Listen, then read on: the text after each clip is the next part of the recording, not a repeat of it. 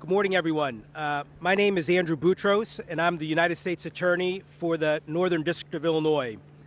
I was honored to be appointed to the position in April by the person I have the honor to introduce today, Attorney General Pam Bondi, who's standing right behind me. My appointment has since been approved by the U.S. District Court here in Chicago, and so I am now the permanent U.S. Attorney here in the district. Under my leadership as the U.S. Attorney, our office has been very busy, actively prosecuting serious federal cases that are priorities for the department. Everything from international and transnational criminal organizations to drug traffickers to child predators to illegal criminal aliens and many other department priorities. We've been proud to partner with the department leadership on a variety of important matters, including the historic seizure being announced today. It's a real honor and privilege to welcome Attorney General Pam Bondi to Chicago and to have her with us for this important and historic seizure of illegal vaping products. There's a famous saying that many of us will be familiar with. It is lead, follow, or get out of the way. General Bondi is unquestionably a strong leader who has a long and distinguished prosecutorial track record of leading from the front, the type of record that you don't often see in an attorney general, and that I'd like to take just a few minutes to speak about this morning. For 18 years, General Bondi served as the prosecutor in Hillsborough County, Florida, where she prosecuted horrendous crimes. She sought tough penalties against drug traffickers and violent criminals. She worked tirelessly to deliver justice for victims of sexual assault and domestic abuse. And she was a leader among the prosecutors in her office in helping protect the community. But General Bondi's prosecutorial commitment continued. In 2010, General Bondi made history by becoming the first woman elected to be the Florida Attorney General. Because of her great success and tough-on-crime approach to enforcing the law, 4 years later, she easily and comfortably won a second term as Florida's Attorney General. That means that for 8 years, General Bondi served the third largest state in the union as its chief law enforcement officer, where she brought tough cases that protected the public and punished those deserving of punishment. When President Trump selected General Bondi to be the nation's Attorney General, we knew, and indeed everybody knew, the type of Attorney General we would be getting. A fierce advocate who would lead from the front, be tough on crime, stand for victims, protect children and the elderly,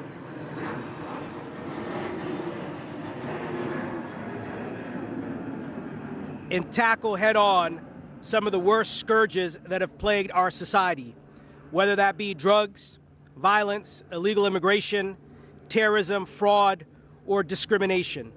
And General Bondi has delivered in all of those areas and many, many more. It is a privilege to be here with General Bondi and to introduce her as she speaks on today's historic seizure. General Bondi, thank you for your strong leadership and for having the backs of your U.S. attorneys, as well as the thousands of other federal, state, and local law enforcement partners and prosecutors who work hard every day to make America safe. So without further ado, it's my privilege to introduce Attorney General Pam Bondi. Thank you, General. Thank you. Thank you, Andrew. Thank you all for being here today. Can you hear me okay? Okay. Oh, wait. You can hear, though? Department of Justice has partnered with HHS, FDA, U.S. Marshals, and ATF, my two agencies. Late July, Secretary Kennedy and Dr. Makari came to meet with me at the Department of Justice. They expressed concerns about the Chinese vapes here in our country. So many think or thought that these were legal. They are not, and we're going to tell you why. Earlier today, pursuant to search warrants issued by federal courts, U.S. Marshals began seizing hundreds of thousands of units of illicit vaping products at locations across the United States, including here at Midwest Goods in this suburb of Chicago. Many of these products were smuggled in from China, circumventing regulations. They often contain undisclosed or untested chemicals which fail to meet FDA safety standards. We're also finding they evade proper labeling and marketing regulations. It's clear many of these products are being illegally brought into America. They're targeting children, young adults, college students, and even members of our military. They're labeled as cotton candy, bubble gum, and Fruit Loops, among others. These dangerous vapes are being sold near our bases, our military bases, our schools, and they are exposing our children and service members to serious health risk from untested chemicals. In Florida, we have reports of kids in high school, in schools, in middle schools being taken to the hospital because of lung conditions due to this vaping. Why we're standing here today, we're so close to less than a mile and a half away from a high school, a middle school, and an elementary school. And also a military facility is very close by. The retailers are in the same locations, often near military bases. Unfortunately, as I said, many Americans are unaware of the harmful consequences of what's contained in these vapes as they bypass safety standards and oversight required for domestic products. And there is a reason for oversight on these products, and they must be approved by the FDA. Parents, talk to your children. These things seized right here today. Watermelon ice. Targeting a child? Also an American flag on it. Don't let the American flag fool you. It's Chinese. Chinese. You think they're targeting our military? You think they're targeting our kids by this? These illegal and unregulated products are not safe. They contain extreme amounts of nicotine, which is why high school kids have had to go to the hospital. Toxic chemicals and metals, and sometimes are laced with THC. We're seeing the equivalent of a full pack of cigarettes in a single vape pen. A full pack of cigarettes. One vape pen can equal 20 cigarettes. These are what our teens, our college kids, and often young members of our military are using. One agent compared it as someone who thinks they're doing a shot of alcohol, but they're really taking a pint, drinking a pint. That's the extreme amount of nicotine that we're dealing with.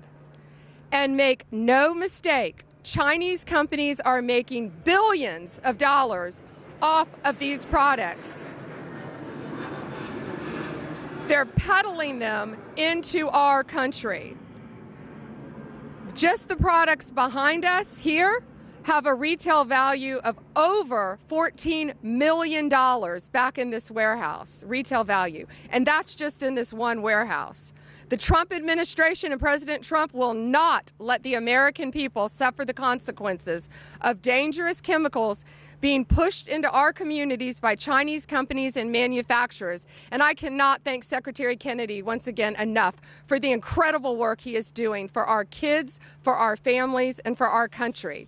The Department of Justice is conducting a nationwide operation today to remove illicit vaping products that are being strategically distributed and sold at retailers across our country. While today's seizure in Illinois is the largest so far, additional seizures today, as we speak, are being made or have been made this morning at 5 other retailers and 4 other distributors in North Carolina, Arizona, New Jersey, Georgia, and Florida. We are extremely proud, again, of this joint effort, and we are just getting started. Let this be a clear message to the retailers and the distributors pushing these illicit vaping products on our kids and on our families. This ends today. This is your final warning. The Department of Justice will use every legal tool available to stop the distribution of illegal vaping products in America. These flavored vaping products are illegal. Don't let your child say, I walked in a convenience store and bought it, so it's legal. It's not. The Department of Justice will use every legal tool to stop it. Today's success was made possible because President Trump and everyone standing here with me today played a major role in it. Secretary Kennedy, U.S. Marshal Gadi Saralta, who went in and seized these products, FDA Commissioner McCarry, and ATF Director Bob Sakata, who's here with me. His agents went in and made these controlled buys all over the country. Over the last few weeks, we've been doing this after we met with Secretary Kennedy. And I want to commend again Secretary Kennedy for everything that he's doing to help Americans. He has made this a top priority at the Department of Health and Human Services. And I thank him for being a patriot and a friend. It's my honor to introduce to you Secretary Bobby Kennedy. Thank you, my friend. Thank you, General Bondi. And I also want to thank Marty McCary, who's the head of FDA, and Gadi Saralta,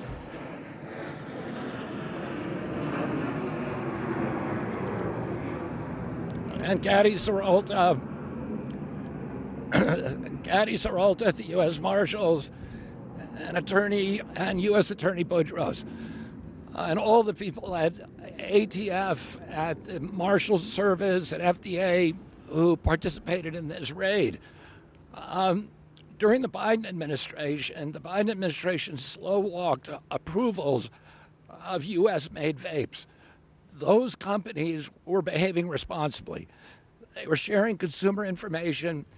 They were putting appropriate labels. They weren't using bubble gum and candy-coated vape flavors and these vivid colors to attract kids.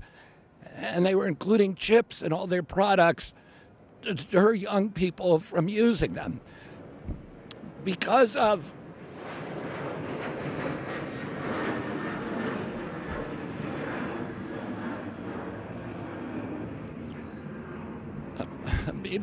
the vacuum that was left by the failure to timely approve U.S. products, Chinese products flooded the market.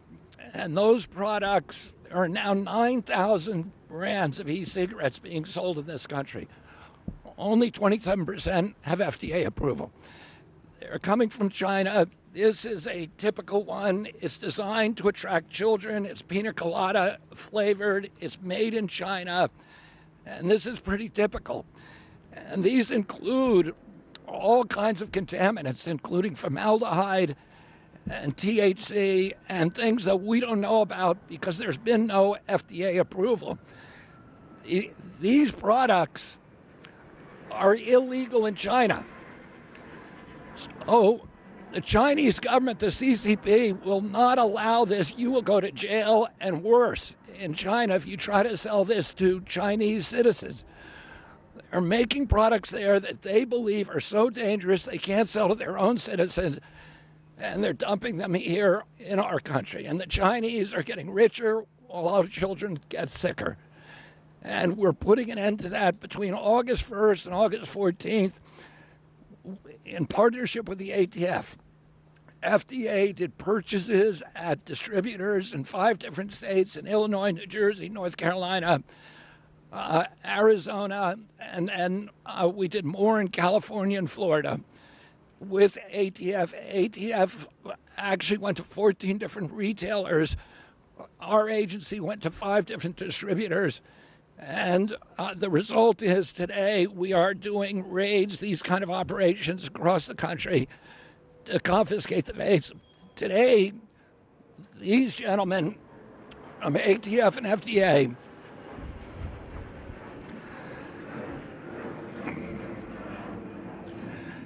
confiscated 50 truckloads of this material, and 90% of it comes from China.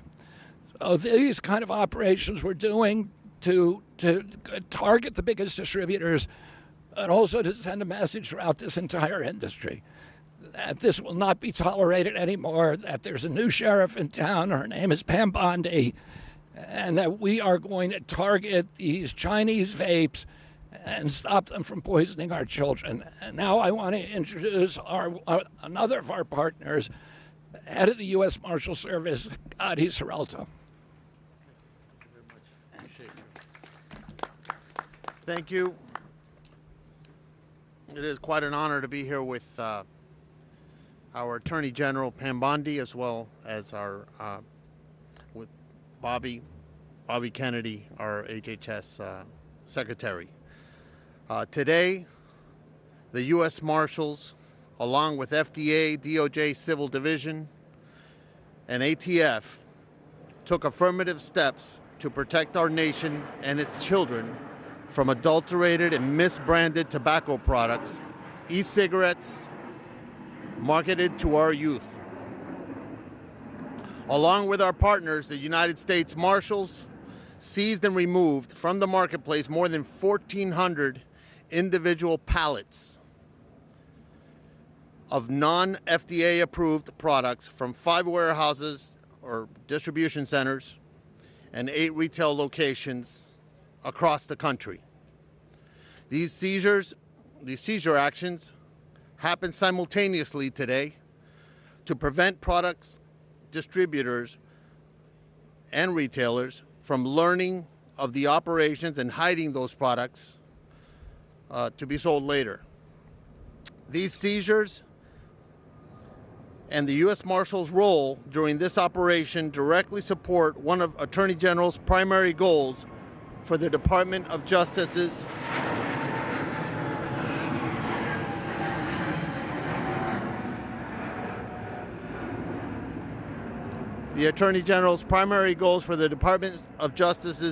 asset forfeiture program, which is to punish and deter criminal activity by depriving criminals of property used or acquired through illegal activities. This operation is a great example of how the United States Marshal Service and its partners are joining forces to protect the youth in America. Now, we have the pleasure of introducing the Commissioner Marty McCary from FDA. Great. Thank you. And thank you, Attorney General Bondi, Secretary Kennedy, my other colleagues here. If you haven't noticed, in the last 3 or 4 years, there have been vape and smoke shops popping up like popcorn on every neighborhood in America. What's in those shops? Well, right here you have it. Up to 85% of the vape products in those stores are illegal. They're banned in China, where many of them are made. And we have been asleep at the wheel. And so when we did an assessment under the jurisdiction of the FDA on under our tobacco center, I realized that we walked into a mess. And I called Secretary Kennedy, and he quickly convened Attorney General Bondi and others. And we realized we walked into a mess. This was basically off the radar. Today marks the most significant confiscation of illegal vape products in FDA history. And I'm proud to be here. We need to send a message that we cannot allow this epidemic of childhood vaping to go on without us recognizing what's going on. We have to educate houses of worships and school districts, parents, teachers. We need everybody's help. We need to understand what's going on. You know, I'm a physician, and when the opioid epidemic was starting to move, when we were starting to see people come in with an overdose from a prescription opioid, we started talking as a medical community.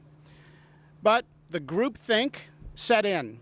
Doctors and their organizations said there's no risk of addiction. For 15 years, we were asleep at the wheel. Some doctors tried to wave the flag and say, hey, we have a major crisis. But nobody paid attention to them. The establishment locked arms, ignored it, not because they were malicious, they just had groupthink. They missed a giant epidemic that was brewing in the United States. Medical conferences were in on it. As a researcher, if you studied the opioid epidemic, you got very little funding or academic promotion. The journals were in on it. The New England Journal of Medicine said that perhaps one person was addicted out of 30,000 plus people that took a prescription opioid. Well, they were all wrong, and they woke up way too late. Well, the broken CDC that we inherited under the Biden administration had a study that is still highly cited that says that roughly 5% of young people are using vaping products. The methodology is flawed. It recently changed, and it is out of touch with what's going on among American youth. Walk into a high school in America and listen to the teachers, listen to the parents, listen to the students, ask the students. We have to listen. What percent of your other high school students are using or addicted to one of these vape products, often an illegal product with one of these fruity flavors? By the way, there is no FDA-approved fruity flavor vape product. There's no FDA-approved video game vape product. We have to listen. Now, ask doctors, and they'll tell you, as I have, they don't know. They don't know how many people are using these on a regular basis in high schools.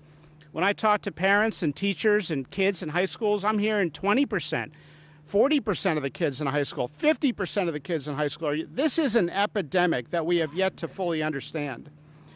So we need to pay attention. In this Chicago area, there are approximately 194 Starbucks. There's approximately 102 McDonald's. There's approximately 194 Starbucks in the Chicago area and approximately 102 McDonald's. There are over 1,200 vape and smoke shop and other retailers selling vaping products. We have to wake up, and we're doing everything we can at HHS to create funding around understanding what's going on. You know, we talk a lot about how to address addiction in the United States.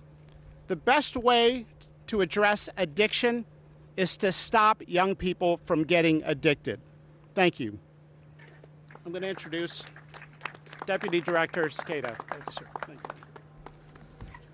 Good morning, everyone.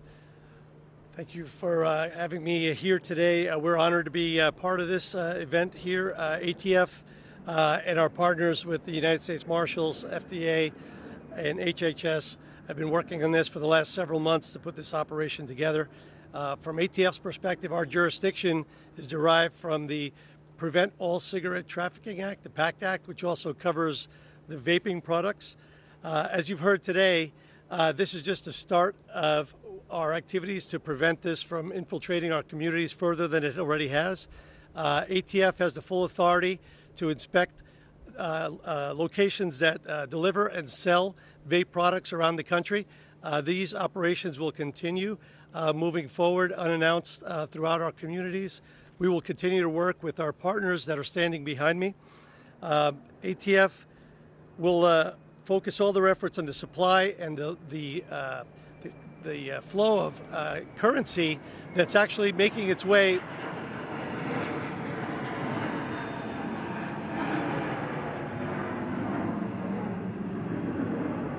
The currency derived from selling this product is making way to our foreign adversaries. You've heard China mentioned multiple times.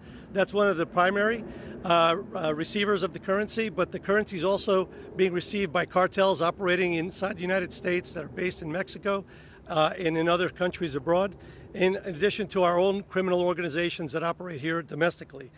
We will solve this threat by continually working together as the team that you see here today and others that will join us in the future. Collaboration between this partnership, the communities that we work with, and educating our parents and the students in the schools around our country to prevent this from getting worse than it already is. Thank you very much for having me here today. I appreciate the partnership. Come on up, Bobby. Questions? Yes, ma'am. Go ahead. We'll go this way. Go ahead. So if you're here in Chicago, we've got the whole government.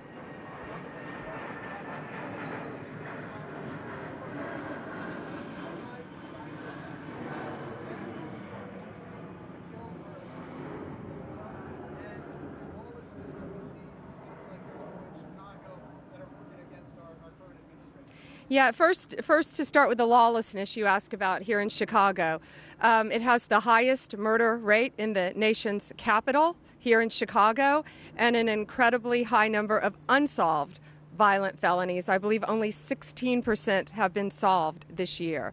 So, yeah, Chicago is very violent. We're here in a suburb of Chicago today.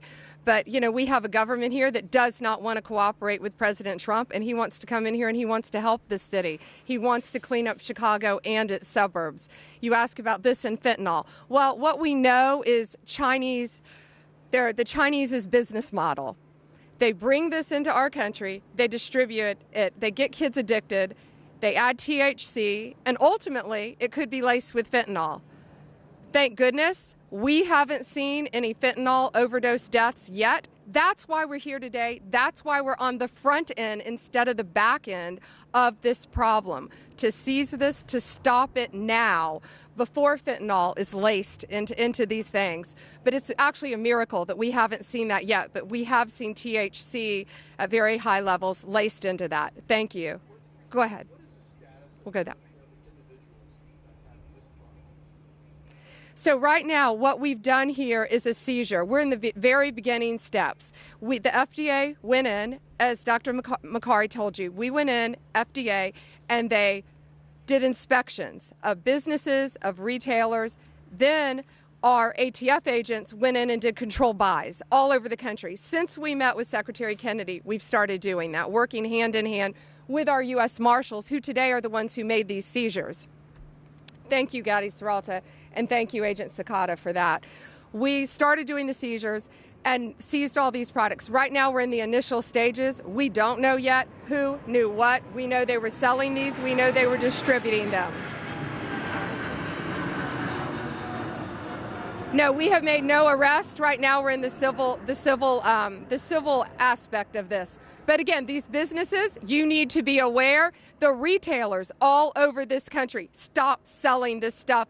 It's illegal. The only three flavors, Doctor, are the tobacco, the cinnamon, and the menthol that are legal. I got one more question. Go ahead. One more question. For parents that are watching this right now, what can they do if there's a vape shop in their neighborhood? Can they go in, pick up a product, and check to see if one of these products are on the shelves there? I mean, what can they do? Well, if it's any of these flavored products, they are illegal. That's what we're trying to let parents know today. You can't have this stuff. The one I just showed you is illegal. All of these watermelon ice, pina colada, strawberry. That one looks like the candy juice heads. All these different, some of them have video games. You think that's targeting an adult? No, those are targeting kids. Those are targeting elementary and middle school kids. That's why we're on the front end of this, to shut it down before they start lacing it with other things as well. Alana, go ahead. Sure. On topic first.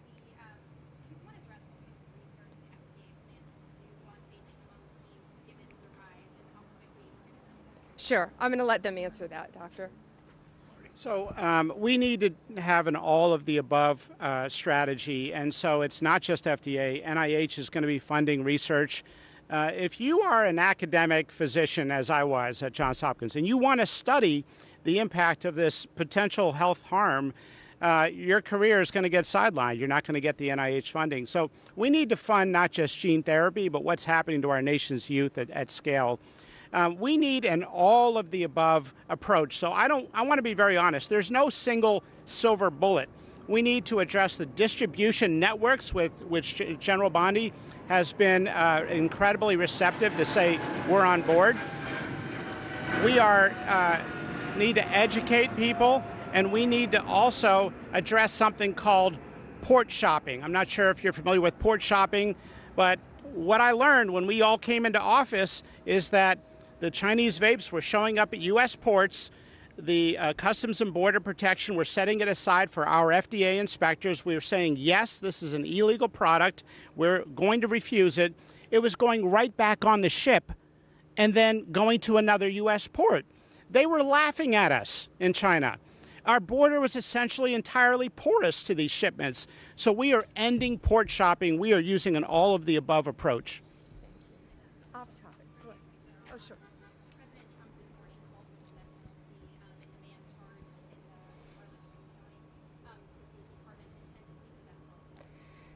So the status now is we have arrested him. We are charging him federally because it was a murder on mass transit. This young woman died a horrific, horrific death, as we all saw captured on video. It was horrible. The steps are we charge, then we indict, then legally we make the decision whether or not to seek the death penalty. That is certainly on the table once he is indicted for this horrific crime. Go ahead. Two questions. One on, Sure. One on topic, one on Let's do on first. Okay. on topic. What do you attribute to the rise of vape across the U.S.? I'm going to give you my opinion, then I'd love Secretary Kennedy to jump in. I'm seeing it in Florida. We're all seeing kids walking down the street with this stuff, and I guarantee you their parents have no idea that this is a pack of cigarettes, the amount of nicotine in one of these. I was floored when I learned out how much nicotine is in these. And again, some of these are laced with THC. We don't know if these are yet. These were just seized. But many of them in the vape shops are. I think it's access. They're easy to get. They're marketing children, and parents think they're legal because you can walk in businesses on almost every corner practically and buy these. We're all seeing vape shops all over the country. And if they're selling this stuff, if they're selling the fruity flavors that we talked about, it's illegal. I think it's access. It's easy to get, and it's awareness, and that's why we're on the front end of it, because parents need to know your kids can't be doing this. Kids need to know they can't be doing this. Military needs to know they can't be doing this.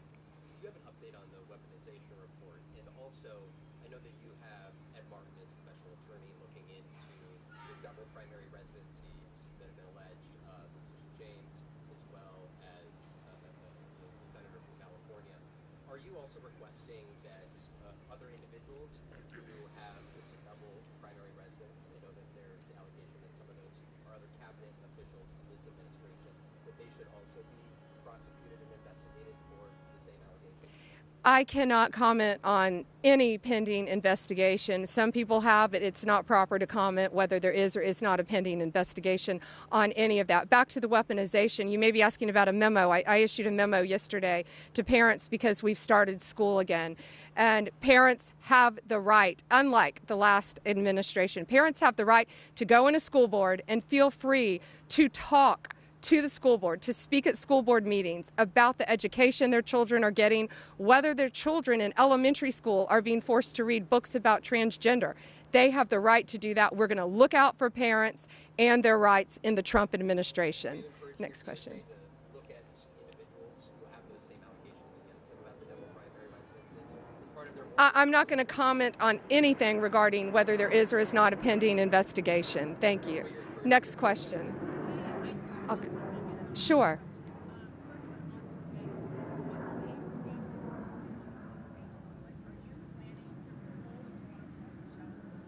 Yes, on that. And I meant to let Secretary Kennedy jump in too on your question about the increase. So yes on that, and let me let him jump in on that as well. Yeah, I mean, it's an interesting question, but there's study after study that shows that addiction rates are directly related to availability and also the absence of social stigma. We've had a series of waves of addiction in this country in the early 20s when heroin and cocaine were legal. We had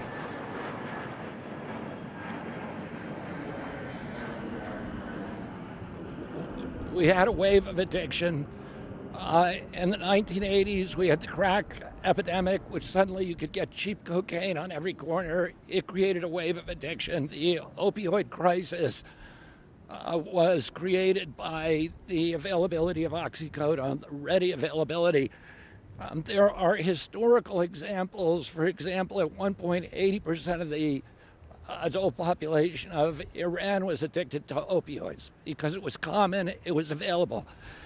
Today, almost 100%, according to some reports, of the adult population of Yemen is addicted to khat, which is amphetamine-like a plant. And so there is a direct lockstep correlation between the availability of an addictive product and the level of addiction throughout that society. And the complete absence of social stigma for this. Parents watch their kids sucking on these things. They assume they're okay. They don't understand the addictive nature of it. And so there's no real stigma. And part of what we're doing right now is changing the moral milestones of this drug, to let people understand that this is a drug, that it is dangerous, and that it is illegal. And with the hope that we create those stigmas that will fortify our society against another wave of addiction. And you had it. I'm going to get you had an off topic, right? Go ahead. Sure.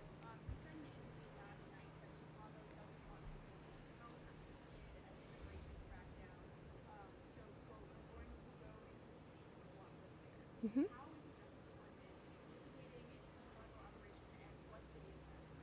So, Chicago doesn't want the president's help. The president's made it very clear. He wants any major city in this country, any city, they want his help. He wants to come in and help them. What we've done in D.C. is remarkable. I was with the mayor last night. I was with the police chief of D.C. last night. We were all together. We're working hand in hand. All of my agencies, ATF, DEA, FBI, U.S. Marshals, working hand in hand with Park Police, with the Metro, with the transit authorities, with the National Guard, HHS, ICE, working hand in hand, and it's been a tremendous success. D.C. is a safe city again. It's going to be a beautiful city again. President Trump is working hard to do that. But the number of arrests, we've made over 2,000 arrests, taken hundreds of guns off the streets. I think we got 3 last night. I see the results every single morning. We got assaults last night, many arrests last night, still to be made. But we're making D.C. safe again every night. So yeah, the president wants cities to ask us. You're going to hear an announcement very soon where we're going next. But we want Chicago to ask us for the help. And they're not going to do that, we understand. Let me go to the next one. Go ahead.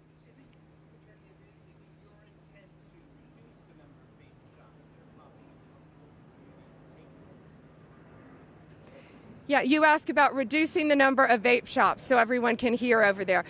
What we're doing right now is we're on the front end. We're telling you, if you have this stuff, get it off your shelves because this is your final warning. We're coming after you. If you have it, get rid of it because we're coming after you. There are 1,000 vape shops, you said, doctor, right around here. Well, you're a lucky one if you didn't get raided today, so get rid of this illegal stuff because it is illegal.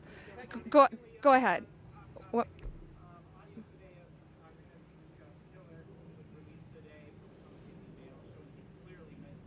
Yeah.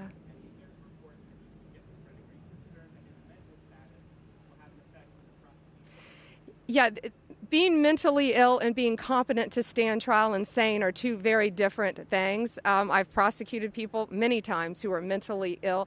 But yeah, we'll look at all that, of course, when making all of the decisions regarding penalty phases. He had been arrested 14 times. The guy had been to prison, so clearly he was competent for robbery with a firearm, an assault with a firearm. He had committed multiple assaults.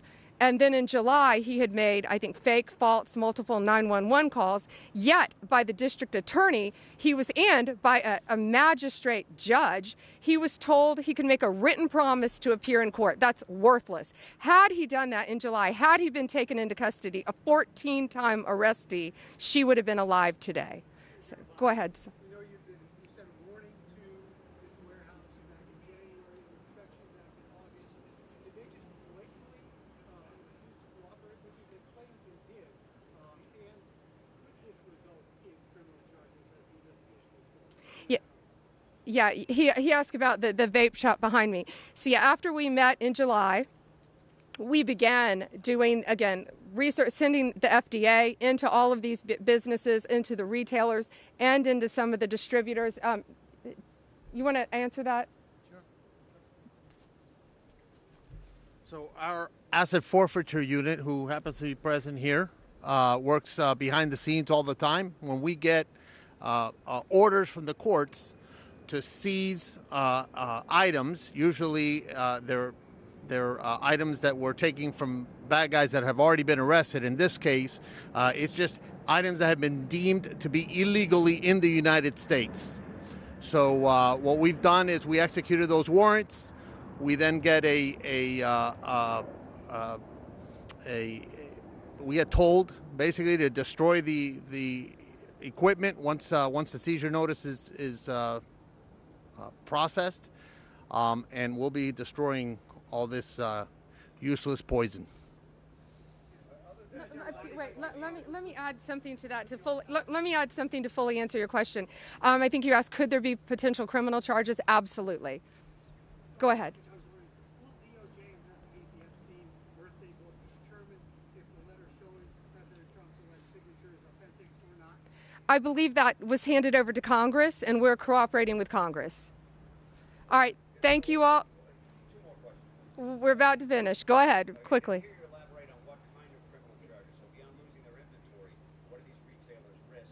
And then off topic, with Operation Midway Blitz, what's the threshold for success? So first of all, I'm going to let you direct Operation Midway Blitz. So first, on topic, there are potential criminal charges. First of all, you could lose your business if you're a retailer and you're selling this stuff. So right now we're on the front end of it, and we're telling you, you're on every corner, get this stuff out of your stores. You can only sell the legal items. You cannot sell anything that's not FDA approved. And so potential criminal charges yet to be determined. You want to talk about Midway Blitz? So the immigration surge, I'm assuming, is what you're referring to? Are you referring to the immigration surge? I'm asking you, what was your question about Midway Blitz, the immigration surge? Well, with Midway Blitz, what's your threshold for success? Well, stamping out crime is our threshold for success always. You know, whenever we grab guns from bad guys that would usually use them to either rob, rape, or maim, or hurt, or kill someone, that's success to me. So every life saved is a success. We've been saving a lot of lives here in our surges. We've saved a bunch of lives in D.C. and in any other state that wants President Trump's assistance in combating violent crime. I am sure we'll be there saving lives as well. Thank you all. Thank you.